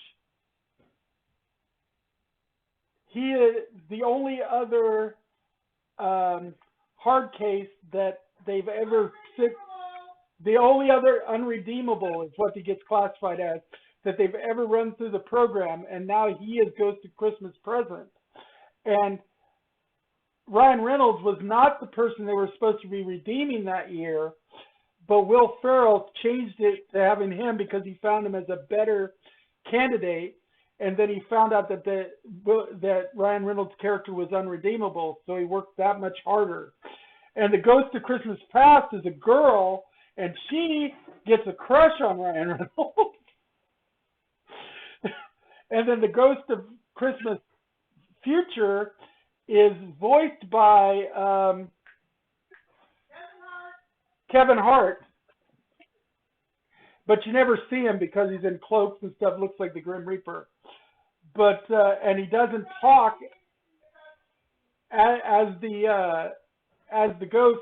He mostly doesn't talk. He talks to his colleagues, but when he is with like the person they're trying to influence, he mostly just points to the skeletal hand. But you hear him talk. I was about to say, you said he doesn't talk, and then you paused, and my thought was, wait a second. So we never get to see Kevin Hart, and we never get to hear Kevin Hart. But How is he in the movie? He talks. He talks to his colleagues. He just doesn't get to talk to the mortals. But to the other ghosts, he talks. In fact, he complains about the fact that he never gets to do anything but point in the movie. It's actually really a nice romp and another great show of a Scrooge type character. I wanna know how Lurch is feeling about all the spoilers. But he's not going to watch it because it's on Apple. Well, hold on. That doesn't mean it'll stay on Apple because he could potentially watch it on Vudu. Not only that, but he's a huge Will Ferrell fan. So I'm wondering how Lurch is handling the all of the spoilers. I don't have a lot of faith in it showing up on Vudu. Because it's an Apple original, yeah. I don't trust Apple originals to show up anywhere else, to be honest. It might show up on iTunes. I mean, maybe it will. I don't have any expectation of it. If it goes anywhere, it'll go to iTunes. Let me know if you see it on something not Apple TV, and I'll be pleasantly surprised, and then I'll watch it. I will begrudgingly watch Apple TV for a short amount of time, the smallest amount of time possible, because Godzilla, the TV show, is occurring on Apple TV. Oh. Yeah. Oh, man. I know. Oh, man, that sound you just made, that was how I felt when I heard the news. Yeah. Yeah, I was like, oh, yeah, Godzilla TV show. I only got Apple TV for Severance. If it wasn't for the Severance TV show, and all I'd seen about it, I wouldn't have got Apple TV. And then I ended up getting it for free through my cell phone. So, yeah, I don't use anything. I don't personally have anything that's Apple. The only thing I've ever owned that was Apple, it was an Apple iPod that was given to me as a gift that I immediately regifted. Yeah. I didn't even open it. We don't own Apple. I have the Apple TV station, but I get it for free with my Samsung cell phone. So I guess I'm going to be honest with you. I think I have Apple TV for free too. Through my, I think we do through our cell phone plan. Who's your plan with? T-Mobile? Verizon? Yeah, I think Verizon's offering it right now too. I know T-Mobile is. I just haven't put any stock in it because it's Apple TV. Right. Like I said, if it wasn't for the fact that there's a couple of shows I want to watch on it, I wouldn't even have bothered to put it on my Roku. But because the fact that there's a couple shows that are exclusive to Apple TV that I wanted to watch, mainly Severance and the Godzilla series and Foundation. And my girlfriend wants to watch Ted Lasso. But Apple is not a company I like to put much money behind at all. I don't like iPods. I don't like iPads. I don't like Apple computers. I don't want an iPhone. You couldn't pay me to take an iPhone. I've turned away jobs for Apple because I didn't want to deal with the Apple. I've actually refused jobs with Apple support. I've refused jobs from Apple too. You know, back when I was doing tech support as my main job, I refused to work with Apple. Said nope, Back when I did PC repair in Poplar Bluff, I turned down Apple laptops. Yeah. When I was doing tech support, I said, nope, I'm not relearning all your stuff and doing Apple. Sorry. I'm just realizing all three of us have done tech support. I mean, I still do IT. You still do. Profession. You still do. I'm retired, and he does different now. But I mean, yeah. I do more like management and development work than actual support, but I do some support still as necessary. Yeah, I dabble as a hobby now. More so than getting paid for it now. But yeah. And I just every once in a while give advice to friends now, but I used to work one of my 2 degrees is in computer user support. So I was specifically a support tech is what that degree program was all about.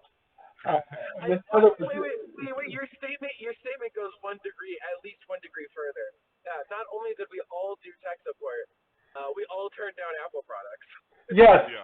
Yeah. We're all PC. Let's just say. Android, PC. That's right. Linux even. Oh yeah. Literally I'll take Linux. Anything but Apple. Anyway. I'd rather work on a Fisher-Price operating system than Apple. Give me an Etch-a-Sketch. I have worked on a Fisher-Price operating system. Give me an Etch-a-Sketch over Apple, man. Let me tell you. Okay, but anyway, I wanted to compare these two because they're both versions of A Christmas Carol story, and they both have great comedic actors as the lead, Ryan Reynolds in one and Bill Murray in the other, who are both very good at playing asshole characters that can get redeemed near the end. And so I recommend Spirited. I thought it was actually a really good movie. Even though I don't like Will Ferrell in main roles, I liked this one. And I even liked Will Ferrell in this one, which is hard for me to admit. Because I don't like Will Ferrell in anything but support roles. I like him where he's just a side character, gets very limited screen time, and is gone. Because he annoys me if he's on the screen too long. But Ryan Reynolds I can watch all day long. I think almost every comic actor has that with somebody. You know, whether it's Adam Sandler, like people love Adam Sandler, and then other people find him insanely annoying. Oh, Jim Carrey, Adam Sandler, I don't know if I know anyone who's openly admitted to it, but I'm sure there are people out there that find Robin Williams grating to them. I'm sure someone does. That would be hard for me to contemplate, but yeah, there's probably somebody there. I mean, he's such a beloved actor that I can imagine that anyone that does hate him would have a hard time admitting it. You know, but I'm sure there are people who. It's just like the people that loved Bill Cosby before everything came out. You know. He was beloved before. I do not want to move it forward, but a little bit talking about comedic actors that we find grating. Chris Pratt in the new Mario trailer. Although the new trailer looks really, really good. I'm glad you pointed that out today. I watched it. We were going to actually talk about that too. That could be our next thing to talk about. We got a little bit of time, not much. Because we do have to cover Wednesday at least. I really wanted to say Charlie Day as Luigi makes the most amount of sense of literally any other actor. What a great fucking choice! And I like that Mario Kart is featured in the movie. Yeah. Rainbow Road. Rainbow Road and the Mario Kart. Mario Galaxy and Super Smash Brothers are all referenced in the movie. Donkey Kong is Yeah, there. they all get I mean, referenced in it's the great. trailer. I can't see how the movie Yeah, fucking and the goes. trailer. Yeah. Oh my god. I mean, Donkey Kong's there. We get Bowser. We get everything. It's so amazing. I love how they are doing, like, the people who are making this movie have spent time playing the games, or at the very least studying the games closely. They, Because there's like, they Yeah. show there's a lot of love scenes that for are the game. straight up Oh, did you hear? parodies of instances from the games. Did you hear Mario say "It's the me" Yes. or "It's It's the to me. Oh my Yeah. god! Like and like the side scroller aspect of Mario games was represented in a training montage that Peach was doing for Mario. Fucking amazing! Oh god, I was like, how are they gonna do that? captured the spirit of Mario games in the trailer. I don't know if Yeah. it's going to be throughout the whole movie, but the trailer got it. They made Peach into someone who is willing to get into the fray, and I think we're going to find in the movie. My personal theory is that there's going to be a reason why Princess Peach cannot leave, and she is actively training Mario to be her hero in her stead. Yeah. And I really feel like that's where the trailer kind of led us. Or maybe another suggestion is like she knows that Bowser is going to kidnap her and is pre-training Mario for that scenario.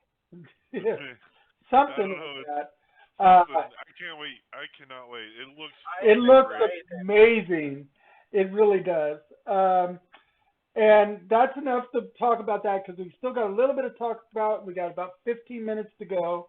I did not do a Kickstarter this week, and I figured we wouldn't have time for one. We did not have Stargirl this week because even though we missed a week, there was not another new episode. The next new episode is tomorrow, which means you can watch it on the CWC the following day. And that should be the second to last episode of the season because there's only supposed to be 12. It's just the CW app. So the CW app and the CW seed is two different things. But they are There's like interconnected. an archive of old stuff, and CW app is the. And the app is how you access it. Yeah. It's so dumb. But either way, there's only like 2 episodes left. But they did not air new ones compared to what we've already seen. Yeah, it was Thanksgiving week. It makes sense to not air new episodes. Do a couple of high. Before Thanksgiving. Yeah. So we're not going to cover that. Now the big thing, we were going to cover Wakanda, but we don't have enough time to cover spoiler of Wakanda. So we'll push that off. That's okay. But we do want to cover just the first episode of Wednesday. That's going to be hard because I don't remember where the first episode ended because I binged the fuck out of it. I watched it twice. I watched it again today. I was gonna say a similar thing. Like I didn't binge it quite through, but I did. I watched the entire series over like the course of I think 3 days. I binged it twice. So yeah, I don't recall what incidences only happened in episode 1. So you might have us a little trying. Let's go ahead and push Wednesday off then, and finish the last like 13 minutes of the show on the Guardians of the Galaxy holiday special. There we go. Great. It was loved it. phenomenal. So Kevin, God, it's so funny. Kevin Bacon was so cool. I love the low budget aspect of it. I think that made it better. The low budget aspect of everything except Groot's costume. I thought Groot's costume looked a little bit cheap. I am okay with it. I don't think it looked a little cheap. If you looked, especially the face looked very poor quality. I don't think we're gonna. We should begrudge them on something they probably received like a handful of millions to do. Well, yeah, they did a lot of practical effects on this one. They didn't use a lot of extra CG to clean stuff up. Yeah. It was a 45-minute holiday special. Like we could have a kind of cheap looking brute space or nothing at all. I Right. feel like I do feel like it was a fantastic entry into the special. I do like that they're doing specials for Halloween. They did Werewolf by Night. Werewolf by Night, and then Guardians of the Galaxy. It's great. So I gotta say, I loved Mantis in this. Yes, Mantis was the feature character in this one. It was super weird though. Her entire story arc of like, Peter, I'm your sibling, but we knew that already. Yeah, but it was from a deleted scene from the movies. If you didn't watch the deleted scenes, a lot of didn't they already confirm in the movies that like that scene was deleted. That she had that her mother was one of the people that he bred with, and that was why she was there. I believe they deleted that scene. If you watched the deleted scenes, you got it. But if you didn't watch the deleted scenes, you wouldn't have got it. In fact, there was a whole talk about it. I also feel like it should have been implied. You know what I mean? Well, because they talked about how how they put the Marvel Legends show on Disney Plus when new movies are coming out. They did the one for this show, and then they took it down right away because it revealed the spoiler of that from the deleted scene. Because of that, because it was in the deleted scene was the only place non-comic book people would have got that. It felt like it was a very obvious conclusion to come to. In the comics, I don't think they're related, but yeah, they're not related. In the comics, Ego's not related to Peter. Yeah, Ego's not either. Before we go on about implied, not implied, whatever, remember Peter's an idiot. Yeah. And if it's not explicitly told to Peter, I don't think he would have thought of it. Right. Oh, you're right. Rax didn't seem surprised when Mantis mentioned it to him because I think he understood. I think he picked up on that, but Peter did not. I don't think Peter realized that she was a creation of Ego because I don't think she specifically said she was. And even if she was, not depending on how you think of things, you might not necessarily be a child of Ego if you're created by him. Yeah, I may not have made the connection completely. I could certainly see it being because we know Peter is absolutely a child of Ego because he got a woman pregnant and then he was born. I don't know if we explicitly knew if she was a child or if he just crafted her to help him. I believe he was because in the montage where they showed a whole bunch of different creatures, I think that she was one of the humanoids that was shown in the montage of him. Maybe. I think that was the deleted scene. It might have not been, but I think all this time in my head, I'm like, yeah, they're half sisters. They're half siblings. To be honest, I don't recall them being siblings. Like I don't remember thinking of them as siblings. I remember thinking of them both, coming from Ego, but not thinking of them as siblings. You never made the connection either, yeah. Until she says it, and I was like, that makes sense. But you know what? So my reaction was like, didn't you already know this? But for the show, it makes that holiday Christmas moment when he says, "This is the best Christmas gift I could ever get." Oh, it gives them that holiday moment. It gave him the moment. So regardless of whether you watched the deleted scene or you knew it or not, it added to the show. Can I move on to the funniest moment, which I really enjoyed? Was like Mantis was like, "Can you throw me over?" And then he just before she finishes the statement, and then she's like, "I wasn't ready, right?" And then you see them in the next scene jumping over, both of them, bounding over different fences. Yeah, so she could have been able to jump all by herself. With that kind of jumping ability, she should have been able to leap it all by herself. Yeah. Yeah, I thought that was like a really funny moment that they put that they're both kind of idiots in an area that they don't understand. It just works so well. I actually Yeah. love it too at the end when they're doing the gift giving, and first Drax gets the little blow up elf that he wanted so badly, but then Rocket Raccoon getting fucking the Winter Soldier's arm. How did that happen? I don't know, but I saw an article. I saw a There's an headline of an article about article. it, but I haven't watched it.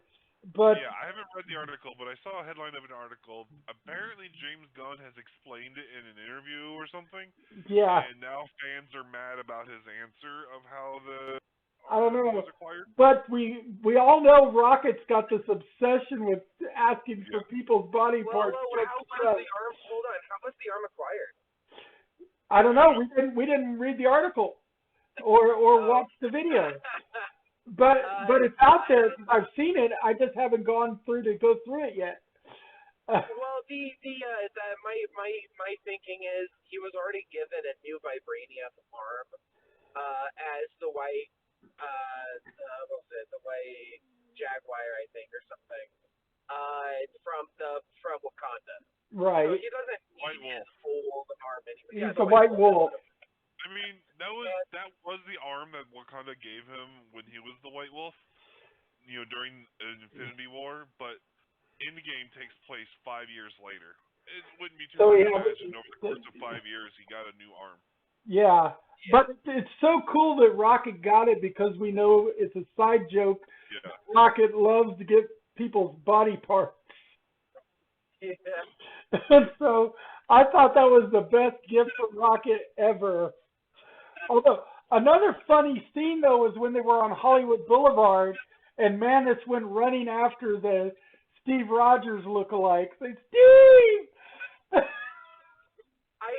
I'm like, okay, so this movie or this special, if it is canon, confirms the existence of GoBots in the Marvel universe. That's right, because GoBots killed Drax's brother.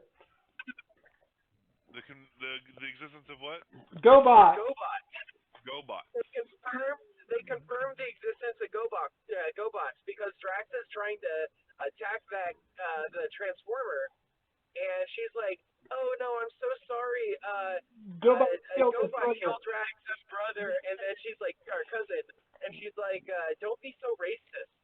And like, it was like played off as a joke, but she was being serious towards Drax. And it's just like, we just confirmed GoBots in the Marvel universe. Which GoBots is a subproduct of Transformers, which is a Hasbro property. So that's... Apparently GoBots is not owned by Hasbro. It was by Tonka. But it was bought out, I thought, by Transformers, which is the reason GoBots went off the air. Because Transformers bought them out. I'm just looking at the wiki. I don't know everything about GoBots. Unfortunately, I hate wikis because they're never completely accurate anyway. Anyway, this was an amazing holiday special. I think that it was definitely another feather in James Gunn's hat. I like how we made it through the entire review of the special without once mentioning Kevin Bacon. I said it was great at the very beginning. Yeah. So I think that one, Kevin Bacon's great. He's really good and all, right? But number two, I think that you could have replaced Kevin Bacon with literally any other actor, and it would have been just as good of a special. I think Kevin Bacon asked to be in this, and he wanted to sing in it too. So that's why you have that musical number at the end. Kevin Bacon or David Hasselhoff. I think those are like the only two you could have chosen. Well, to be a gift to Peter, because he's mentioned. Partly because Renner has already been in the Marvel Universe as Hawkeye. If Jeremy Renner had never been in, then Jeremy Renner would have been an okay one for this too, because of the fact that he's because he's got a separate singing career and has been a supporting actor in a lot of different things. Although... Oh, no. Lurch was talking about how in the previous Guardians of the Galaxy movies, Peter Quill constantly made references to Hasselhoff and Kevin Bacon, and that's why those are the only two actors that really make sense for the role. Which is correct. I just meant like from the rest of the context, any '80s actor could have done. Like Travolta would have been a good one too. My only point that I was trying to make, the spirit of my comment was that Kevin Bacon didn't make this special, and I've been seeing a lot of articles suggesting that, and I'm like, by a long shot, no. Like, you could have literally replaced him with anybody, and it would have still been the same great. But he obviously loved being in the special. It's not an Oscar movie. It's a fun holiday romp. It is. Yes, I agree. Low budget holiday. Very low budget. You know, Kevin Bacon probably did it gratis. Yeah. You know, he wasn't probably paid more than just base rates to be in it anyway. So today, real quick, GoBots are currently owned by Bandai. Are they? Bandai now owns it. Mm. So GoBots is still outside of the control of Hasbro. Ah, interesting. So Okay. yeah. But anyway, I think it was a great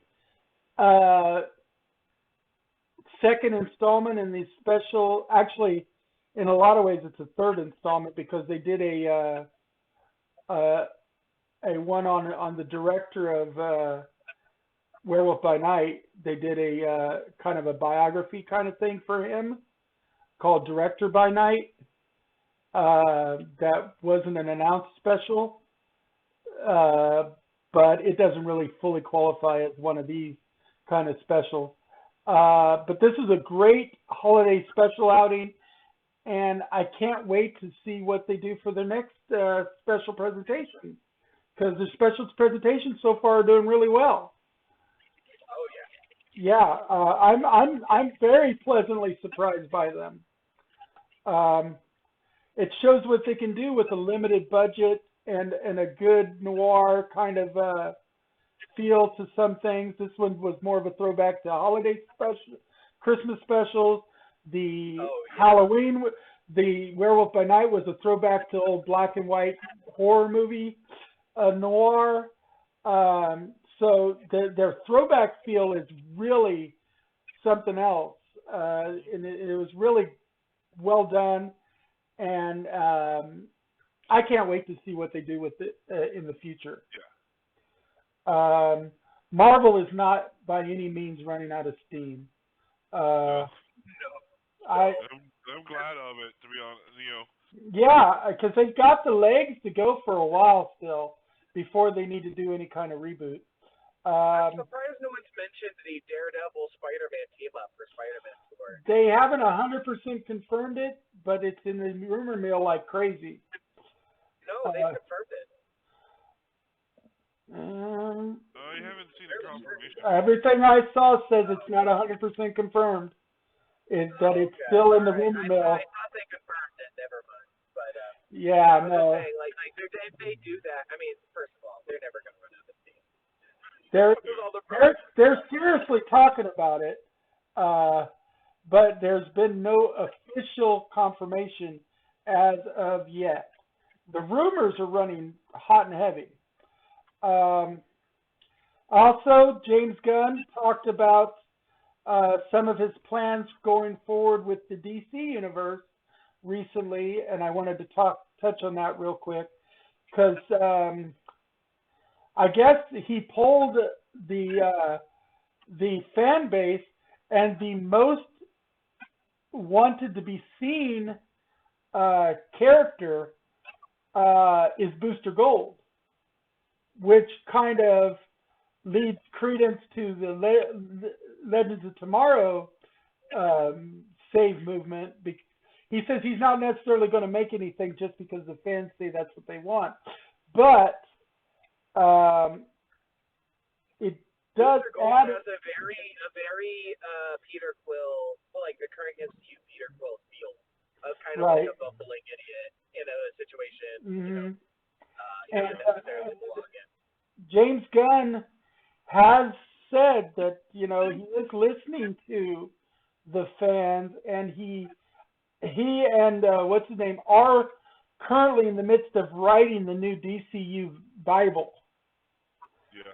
I And know that they've said they are intending on movies and shows and video games to having be interconnected. interconnectivity, yes. They are still planning on having some things that are separate from the main DCU and some things that are not. Like, for instance, That is something. Oh, sorry. Go on. like for instance, Shazam 2 is the first DC primary movie that's in the new DCU type thing that is using non-canon villains. The three daughters of Atlas that are going to be in Shazam 2 have never appeared in the comic books. So, yes, there's a whole article about that. They appear in mythology, but they've never appeared in comics. That sounds a lot like The Witcher season 2. Yeah. So anyway, we're 4 minutes after the hour. We will dedicate more of this show to Wakanda and Wednesday next. In fact, if you guys want to, we can make next week's show just about Wednesday and Wakanda. Sure. I mean, because we've got Geekmas this weekend anyway, so we don't need to prepare a bunch of extra stuff. We can talk a little bit about Geekmas, and the rest can be Wakanda and Wednesday, and just not worry about other topics unless something big comes out in each of your purviews.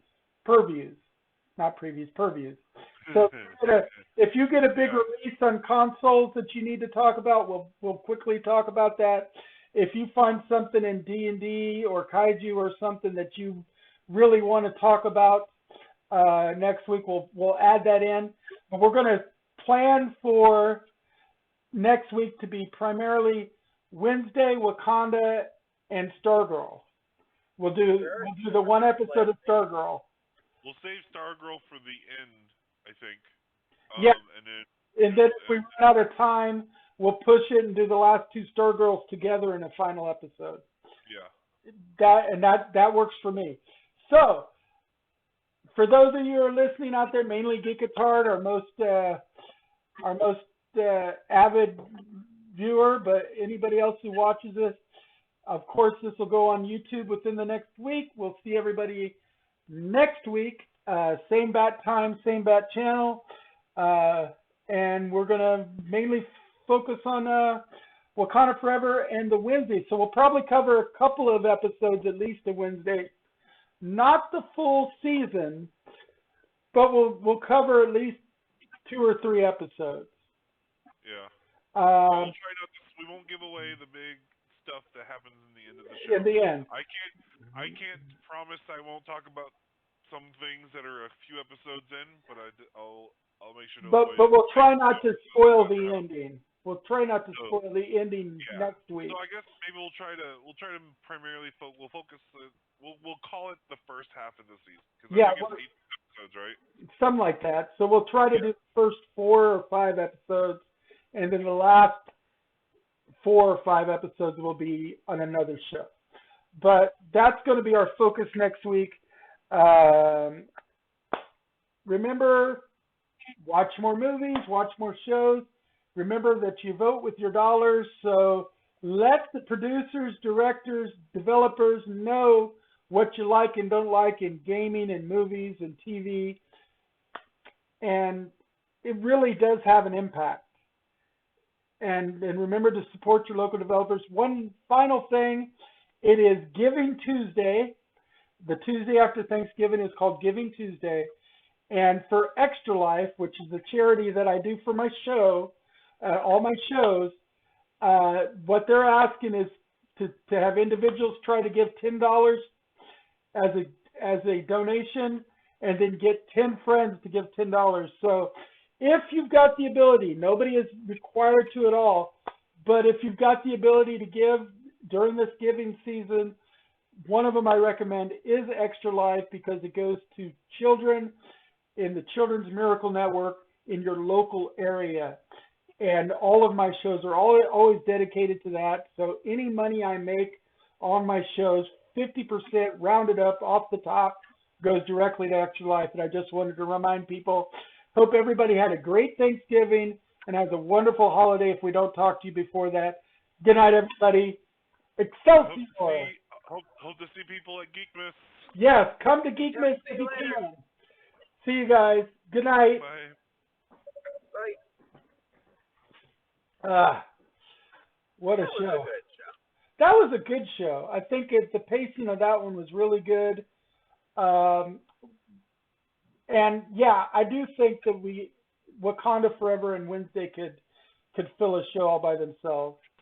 Oh yeah. Guardians of the Galaxy, oh my God, was so good. I'll probably have Monica on the show with that too, because she also watched both of those. If that's okay with you. Yeah, I'm down for it. Sounds good. Get some more points of view on the show. Alrighty.